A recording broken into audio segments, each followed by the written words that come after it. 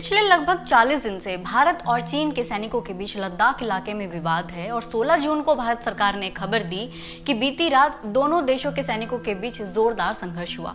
चीन ने भी अपने बयान में कहा है कि भारतीय सैनिकों ने 2 बार बॉर्डर क्रॉस किया और चीनी सैनिकों पर हमला किया। कई साल बाद ऐसी घटना दोनों देशों के बीच हुई है जहां किसी झड़प में सैनिकों की मौत हो गई। इससे पहले 1967 में सिक्किम सेक्टर में दोनों साइड के कई सैनिकों की मौत हुई थी। 1975 में भी भारतीय सैनिकों की मौत हुई थी जब दोनों देशों के सैनिक बॉर्डर पर तुलुंग ला में घनी धुंध में पेट्रोलिंग के दौरान टकरा गए थे। तब से ही दोनों देशों की कोशिश रही कि किसी तरह का विवाद कैजुअलिटीज में न तब्दील हो, लेकिन कई सालों बाद ऐसा हो गया। 2017 में भी 73 दिन तक दोनों देशों के सैनिकों के बीच स्टैंड ऑफ रहा। तब चीन डोकलाम में सड़क बना रहा था, लेकिन फिर भी बातचीत के बाद मामला सुलझा लिया गया था। इस बार शुरुआत हुई जब 6 मई को दोनों देशों के सैनिकों के बीच लद्दाख के पेंगोंग लेक इलाके में झड़प हुई और दोनों साइड के सैनिकों को चोटें आई। उसके बाद 9 मई को सिक्किम सेक्टर में भी चीन और भारतीय सैनिकों के बीच झड़प हुई। इसके बाद army chief general MM Naravane ने कहा कि दोनों घटनाएं आपस में जुड़ी नहीं हैं और इनका किसी और ग्लोबल या लोकल गतिविधि से नाता नहीं है। उन्होंने ये भी कहा कि इस तरह के टेम्पररी और छोटे वक्त के फेस ऑफ दोनों देशों के बीच में चलते रहते हैं, लेकिन कुछ दिन बाद मामला गंभीर हो गया और इसे सुलझाने की कोशिशें चलती रहीं। मीडिया में आई खबरों से पता चला कि चीन के सैनिकों ने बॉर्डर कई जगहों पर क्रॉस किया था और 3-4 किलोमीटर तक अंदर आ गए थे। दोनों देशों के बीच ये सीमा विवाद काफी पुराना है। इसके अलावा भी कई अनसुलझे विवाद हैं और एक कंपटीशन सा दोनों देशों के बीच में चलता रहता है। जैसे चीन भारत में अरुणाचल प्रदेश पर अपना अधिकार समझता है। पाकिस्तान के साथ चीन का आर्थिक, सैन्य और कूटनीतिक रिश्ता है। भारत ने दलाई लामा को अपने यहाँ शरण दे रखी है। चीन के बड़े व्यापारिक प्रोजेक्ट 1 बेल्ट 1 रोड के भी भारत खिलाफ है। भारत और चीन के बीच व्यापार में चीन का पलड़ा भारी है।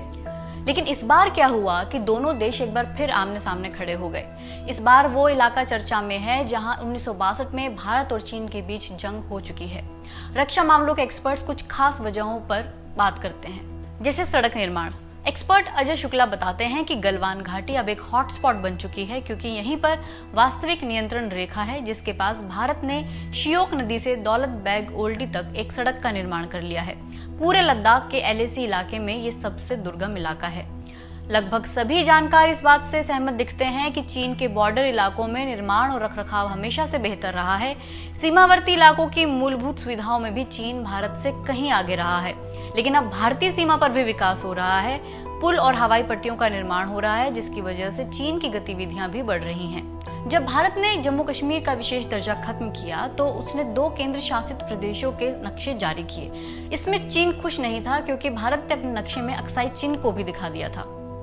इसके अलावा कुछ और वजह भी हो सकती हैं, जैसे 17 अप्रैल को भारत सरकार ने एक चौंकाने वाला फैसला लिया। केंद्र सरकार ने देश में होने वाले प्रत्यक्ष विदेशी निवेश यानी FDI के नियमों को पड़ोसी देशों के लिए सख्त कर दिया। नए नियम के तहत जिन देशों की सीमा भारत से लगती है उन्हें कोई भी निवेश यहाँ करना है तो पहले भारत सरकार की इजाजत लेनी पड़ेगी। पड़ोसियों में सबसे ज्यादा व्यापार चीन के साथ है तो इसका सबसे ज्यादा असर भी उसी पर होगा।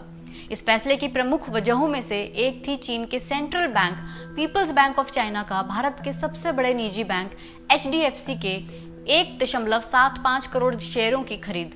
इससे पहले तक चीन भारतीय कंपनियों में बेधड़क निवेश करता रहा है। इसके अलावा कोविड-19 की वजह से चीन के अंदर सप्लाई चेन बिगड़ गई है और कई कंपनियां अब चीन से शिफ्ट होना चाहती हैं। तो चीन से शिफ्ट होने वाली कंपनियों के लिए भारत एक अच्छा ऑप्शन है और इसीलिए भारत भी चाहता है कि ये कंपनियां उसके यहाँ निवेश करें। कूटनीतिक तौर पर भी भारत ने चीन को जवाब दिया है। 20 मई को ताइवान में साई इंग वैन ने दोबारा राष्ट्रपति की शपथ ली। भारत में सत्तारूढ़ बीजेपी के 2 सांसदों ने वर्चुअली इसे अटेंड किया, मीनाक्षी लेखी और राहुल कसवान। चीन ने इस पर नाराजगी भी जताई थी।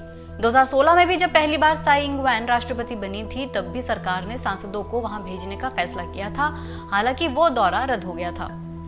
इसके अलावा भारत ने चीन के साउथ चाइना सी में बढ़ते प्रभाव के खिलाफ भी स्टैंड लिया है। हालांकि पारंपरिक तौर पर भारत साउथ चाइना सी की जियोपॉलिटिक्स से दूर रहा है, लेकिन अब उसने अपना स्टैंड बदला है। लेकिन चीन भी अपनी हर संभव कोशिश कर रहा है कि वो भारत को दक्षिण एशिया में उलझाए रखे और भारत दूसरे देशों के साथ विदेश नीति के मौके खो दे। इस तरह के स्टैंड ऑफ से भारत की विदेश नीति पर नेगेटिव इम्पैक्ट पड़ता है। हाल ही में काला पानी और लिपुलेख पास को लेकर नेपाल के साथ भारत का विवाद हुआ। भारत के आर्मी चीफ ने कहा कि चीन नेपाल को प्रभावित कर रहा है। नेपाल में इस कमेंट से नाराजगी हुई। डोकलाम के वक्त भी भूटान का भारत के साथ विवाद हो गया था। चीन वन बेल्ट वन रोड से दुनिया की नजरें अपनी ओर खींचने में कामयाब रहा है।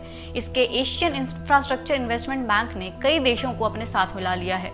यूएन में भी चीन का प्रभाव बढ़ रहा है। तो दोनों देशों के बीच स्थायी विवाद बने रहते हैं और अस्थायी विवाद पैदा होते रहते हैं। फिलहाल इस ताजा मामले पर दोनों देशों का कहना है कि वो इसे सुलझाने में लगे हुए हैं।